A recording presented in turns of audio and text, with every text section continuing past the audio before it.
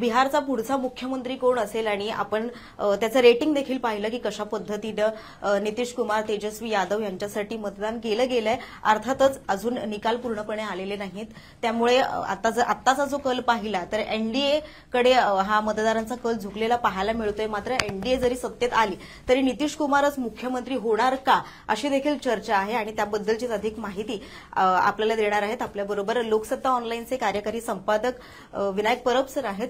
Vinayak sir, काय सांगाल? प्रसिद्ध, तू म्हणालीस ते अगदी बरोबर आहे की ही निवडणूक ही बिहारसाठी कलाटणीची अशी निवडणूक असणार आहे. ती होती किंवा आहे असं आधीपासून म्हटलं जातंय. यातला कलाटणीचा मुद्दा जो आहे, म्हणजे आपण समजा जर का सगळे एक्झिट पोल बघितले तर आपल्याला असं लक्षात येईल की त्याच्यामध्ये अगदी स्पष्ट होतं की एनडीए येणार आहे. तर त्याच्यामुळे एनडीए येणार हे नक्की होतं. कलाटणीचा मुद्दा असा असणार आहे की मुख्यमंत्री कोण असणार आहे. कारण नितीश कुमार आतापर्यंत सलग इथे मुख्यमंत्रीपदी राहिलेले आहेत. अगदी एक छोटासा कालावधी फक्त अपवादाचा राहिलाय, पण बाकी नितीश कुमारच राहिलेत. आतापर्यंत नितीश कुमारांच्या बद्दल खूप चर्चा राजकीय वेगवेगळ्या पद्धतीने झाली. त्यांनी कधी एनडीए बरोबर आले, कधी महागठबंधन बरोबर गेले, पुन्हा एनडीए बरोबर आले, पुन्हा महागठबंधन बरोबर गेले. पण या सगळ्या कोलांटुड्या ज्या आहेत याच्यामध्ये देखील मुख्यमंत्रीपदी नितीश कुमारच राहिलेले होते. म्हणजे अगदी त्यांना पलटूराम असंही म्हटलं गेलं. पण त्यांना कितीही पलटूराम म्हणा, कोलांटुड्या म्हणा, पण तेच सत्ताधारी राहिले आणि तेच मुख्यमंत्रीपदी राहिले. मुद्दा आता पुढचा असा असणार आहे की आता कल असे दिसत आहेत की ज्याच्यामध्ये भारतीय जनता पार्टीला सर्वाधिक जागा मिळतील एनडीएमध्ये असं लक्षात येतंय. तर हे सर्व असं झाल्यानंतर देखील नितीश कुमारच राहणार का, हा एक महत्वाचा मुद्दा आहे. मगाशी आता एक उल्लेख केला सम्राट चौधरींचा.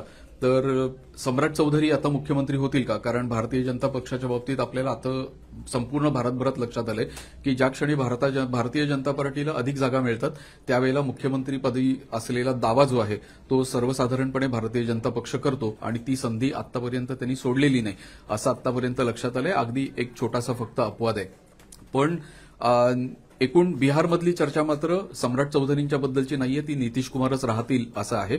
त्याचं कारण नितीश कुमारांनी ज्या पद्धतीने सोशल इंजिनिअरिंग बिहारमध्ये घडवून आणलेलं आहे, म्हणजे इतर ओबीसी आहेत, महादलित आहेत, तर या सगळ्यांना एकत्र करून त्याची एक वेगळी मोट बांधून नितीश कुमार राहिलेले आहेत. आणि नितीश कुमार कितीही काही झालं तरी सत्ताधारी राहणं आणि मुख्यमंत्रीपदी राहणं याचं गमक जे आहे ते देखील त्या सोशल इंजिनिअरिंगमध्येच दडलेलं आहे. हे सोशल इंजिनिअरिंग अद्यापपर्यंत भारतीय जनता पक्षाला देखील अतिशय उत्तम पद्धतीने जमलेलं नाही.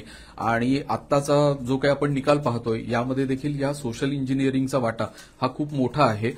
त्याच्यामध्ये ओबीसींचा वाटा जो आहे तो खूप मोठा आहे. कारण बिहारमध्ये आपण बघितलं तर पलीकडच्या बाजूला आपल्याला जे पक्ष, विरोधी पक्ष एकत्र आलेले दिसतात त्याच्यामध्ये मुस्लिम आणि इतर, मुस्लिम आणि यादव असं एक एकत्र आलेलं राजकारण दिसतंय. तर त्यामुळे बिहारमधलं जे सगळं राजकारण आहे ते जातीपातींचं राजकारण खूप मोठ्या प्रमाणावर आहे. आणि सोशल इंजिनिअरिंगमुळे कदाचित नितीश कुमारच, म्हणजे त्यांच्या जागा कमी आल्या तरी नितीश कुमारच मुख्यमंत्रीपदी राहतील असं दिसतंय. एक दुसरा आणखीन एक महत्वाचा मुद्दा जो आहे तो राहुल गांधींच्या संदर्भात आहे. मगाशी माझा सहकारी किशोर त्याने उल्लेख केला होता की तेजस्वी यादव यांच्याकडे मुख्यमंत्रीपदी येतील किंवा मुख्यमंत्री पदाचा उमेदवार म्हणून त्यांच्याकडे पाहिलं जात होतं.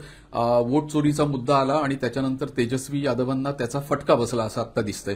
त्याचं कारण आकडेवारी आत्ताची असं सांगते की एकूण 183 मतदारसंघ होते ज्याच्यामध्ये राहुल गांधींनी ती वोट अधिकार यात्रा जी होती ती केली होती. पण त्या 183 मतदारसंघापैकी 140 मतदारसंघामध्ये त्यांना सपाटून मार खायला लागलाय. म्हणजे विरोधक जे आहेत ते 140 मतदारसंघामध्ये पिछाडीवर आहेत.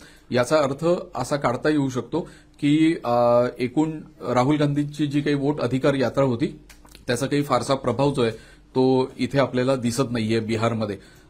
सगळ्यात महत्वाचा भाग असा असणार आहे की पुन्हा एकदा म्हणजे नितीश कुमारांच्या संदर्भात की नितीश कुमारांना बिहारमधली सत्तेची चावी ही नितीश कुमारांच्या हातात गेली 20 वर्ष आहे. आणि ती सत्तेची चावी जी आहे आता त्यांच्याच हातात राहणार का सत्तेची चावी आता हस्तांतरित होणार आहे का चावी नितीश कुमारांकडे असणार आहे. पण हात जो आहे तो मागचा मात्र भारतीय जनता पक्षाचा असणार आहे. त्यामुळे येणाऱ्या काळामध्ये आता आपल्याला जसजसे निकाल यायला लागतील, त्यांचं विश्लेषण जसजसं यायला लागेल तसतसं हे पाहणं हे सगळ्यात जास्त इंटरेस्टिंग असणार आहे. येस प्रसिद्ध.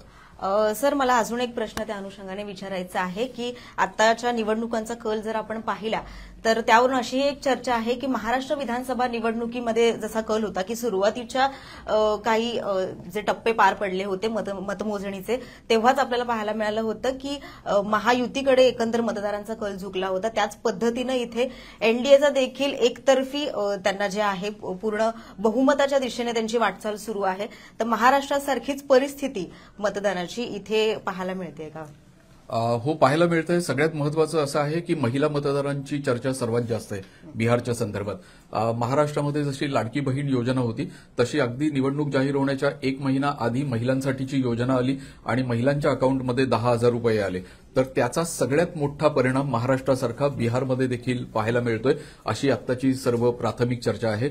आणि परिणाम तर आपण पाहतोच आहोत की अगदी एकतर्फी कल आहेत. अगदी मगाशी समीरने देखील त्याचा उल्लेख केला.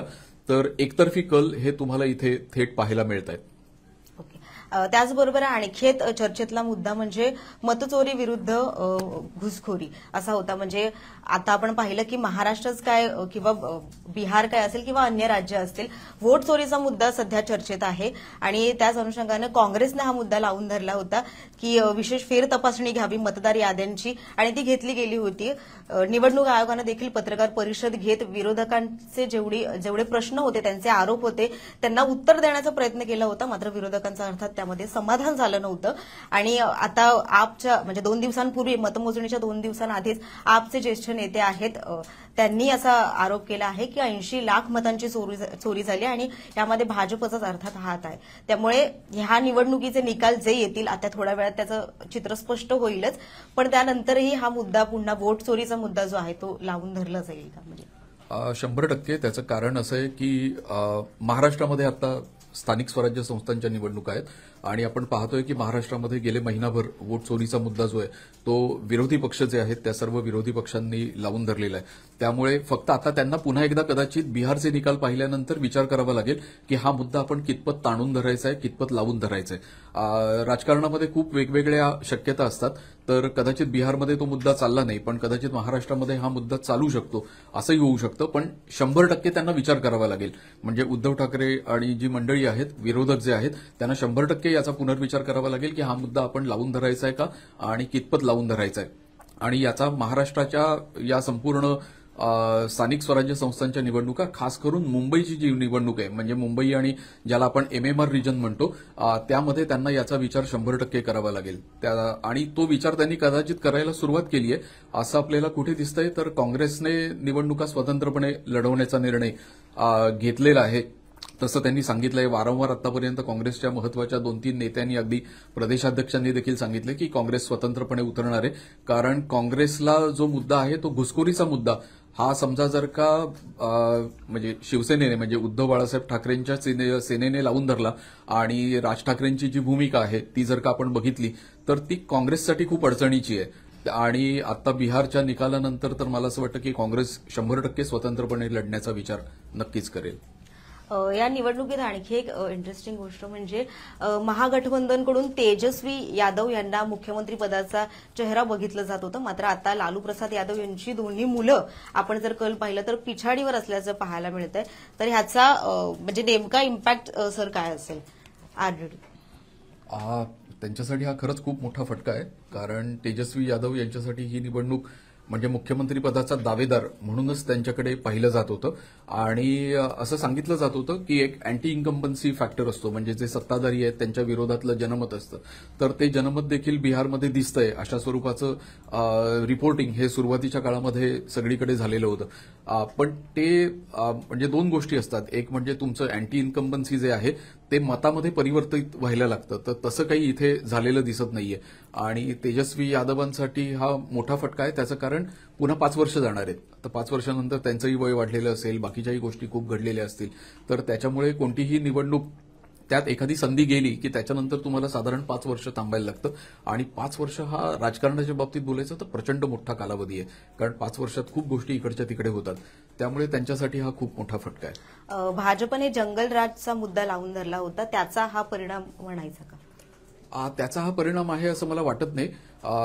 बिहारचं राजकारण हे प्रामुख्याने जातीपाती आणि त्याच्या भोवती फिरतं आणि मी मगाशी म्हटलं तसं की नितीश कुमारांनी ते सोशल इंजिनिअरिंग जे आहे ते खूप चांगल्या पद्धतीने घडवून आणलंय आणि तुम्ही फक्त एक किंवा दोनच जातींना हाताशी धरून किंवा काय असं तुम्ही नाही करू शकत आणि त्याचा हा खूप मोठा फटका आहे असं मला वाटतं.